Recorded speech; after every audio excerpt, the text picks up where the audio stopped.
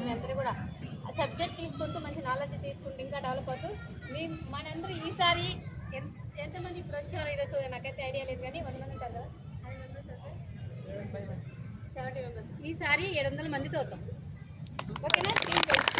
Okay, అందరూ కూడా ఇచ్చేసి నాట్యం ఏదైతే టైం పెట్టుకున్నారో అందరూ కూడా ఈసారి హైదరాబాద్ వస్తే నా టీం నుంచి 50 మంది, నా టీం నుంచి 10 మంది, నా టీం నుంచి 100 మంది అని చెప్పాలి. అలాగే మందరం ప్రయత్నం చేద్దాము.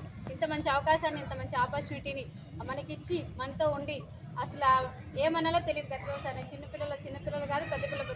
నేను పని చేయట్లేదు అనట్లేదు, సబ్జెక్ట్ చెప్పట్లేదు అనట్లేదు, అదే అనుకుంటున్నాను అనమాట. మనం అయితే అఫీషియల్గా ఒక సార్ ఉన్నారంటే సార్కి దండం పెట్టి అంతే కూర్చొని మనం ఇంకా ఆ సారు వెళ్ళినాక ఇంకా అలాగే అనమాట. కానీ సారు వెనకుని నడిపిస్తున్నారు, ముందు నడిపిస్తున్నారు, పని చేపిస్తున్నారు. అవునా?